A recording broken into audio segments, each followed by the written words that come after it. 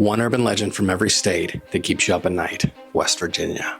It's Christmas Eve, 1945, and the Sodder family is at home asleep in their beds when a fire erupts. George, Jenny, and 4 of their 9 children manage to escape, but 5 of their children are still trapped inside. George is absolutely desperate for help, but he's got some issues. First of all, there's no calling for help. Their phone lines have been cut. Second of all, he can't climb up into a second-story window to go look for his children up there. His ladder's missing. And third of all, he can't drive to go look for help because his truck won't start. Suspicious acts have completely and totally covered the situation, and his house burns to the ground. When the fire finally dies out, 5 of his children are completely gone. There's no evidence of bones, no ashes, and the fire chief is claiming that the heat would have been enough to completely incinerate the 5 children. But George doesn't buy it. Something doesn't add up. And that's where urban legend begins. What really happened to the 5 Sodder children?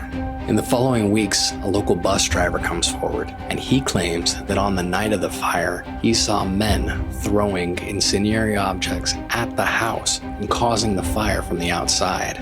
Within a few days of this accusation, one of the surviving children finds what appears to be an incendiary device near the home in one of the bushes.